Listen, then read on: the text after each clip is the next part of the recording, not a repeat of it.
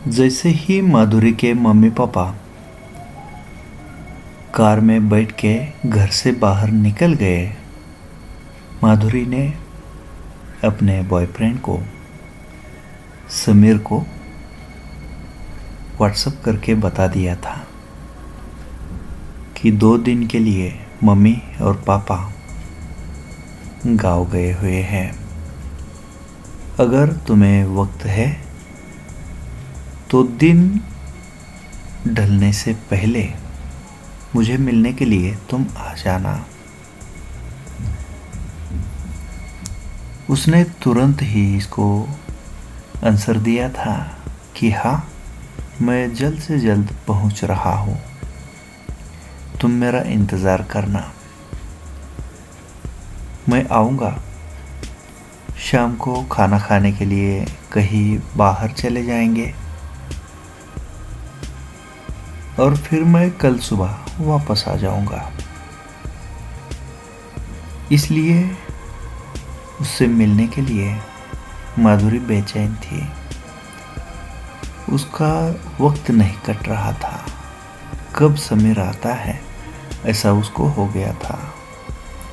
हालांकि पापा ने उसको बता दिया था कि हम 2 दिन के लिए बाहर जा रहे हैं, मगर किसी को घर पे मत बुलाना और घर के बाहर तुम भी मत निकलना। मगर माधुरी को लगा कि पापा को कैसे पता चलेगा, मैं तो उसको बुला के आज बुला रही हूँ, वो कल वापस जाएगा। इस गलत फहमी का शिकार माधुरी बन गई थी और वो इंतज़ार कर रही थी कि समीर कब आता है। वैसे माधुरी को और एक बात की बहुत फिक्र लगी थी कि पापा ने उसको बताया था कि उस बेडरूम में जो पिछले 4 साल से बंद है, तुम मत जाना। दरअसल उस बेडरूम में इसकी बहन, माधुरी की जो बहन थी सुष्मिता, उसने आत्महत्या कर ली थी और तब से इन्होंने साफ सफाई करके वो रूम बंद की थी, बाद में खोली नहीं थी। इसके पापा कहते थे कि सुष्मिता मेरे सपने में 2-3 बार आई थी, मगर तुम दरवाज़ा मत खोलना। माधुरी बैठी थी तो उसे लगा कि दीदी आवाज़ दे रही है, मगर दीदी कैसे आवाज़ दे सकती थी, वो तो अभी इस दुनिया में है नहीं।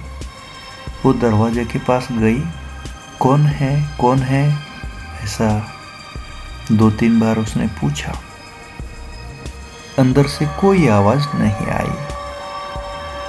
फिर वो हॉल में जाके समीर का इंतज़ार करने लगी। वैसे भी उसका वक्त कट नहीं रहा था, मगर टीवी पे गाने, मूवीज देख के उसका मन भी नहीं बह रहा था। उसको लग रहा था कि क्यों ना मैं अंदर क्या चल रहा है, मुझे दीदी आवाज़ क्यों दे रही है, ये देख के आओ। वो बेडरूम के बाहर गई और अंदर से वही आवाज़, जैसे उसको दीदी बुला रही हो ऐसी आवाज़ सुनाई दी।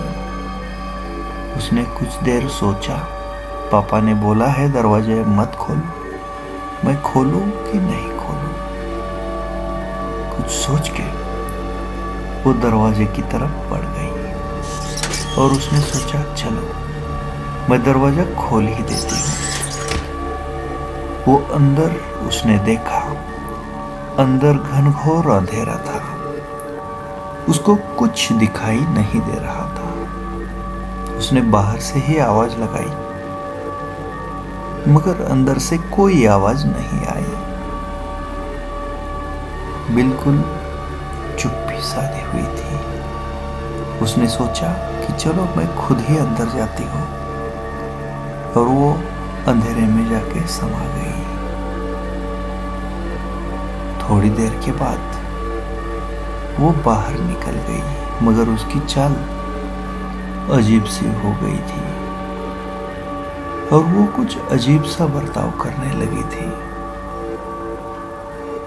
दरवाजे के बाहर वो तो आ गई, मगर वो ऐसे चल रही थी कि जैसे कुछ अजीब सा उसने देखा हो या उसके अंदर ही आत्मा बस गई हो। वो घर से बाहर भागने लगी, मगर उछल के वो जमीन पे गिर पड़ी। थोड़ी देर में वो बेहोश सी हो गई। 1 घंटे के बाद उसको थोड़ा होश आया तो वो घर के अंदर सोफे पे बैठी हुई थी, मगर दिमाग पूरी तरह से काम नहीं कर रहा था। उसको समझ में नहीं आ रहा था। दरवाजे पे कुछ खटखटाने की आवाज हो रही थी, मगर माधुरी बेहोश सी सोफे पर पड़ी हुई थी। समीर बाहर आ गया था और दरवाजा खटखटाने लगा था। अंदर माधुरी सोफे पे पड़ी हुई थी। उसको ये भी होश नहीं था, मगर थोड़ा थोड़ा आवाज उसके कानों में जा रहा था। मगर उसे क्या पता, उसके अंदर दीदी की आत्मा प्रवेश कर चुकी है। अब वो भूत है।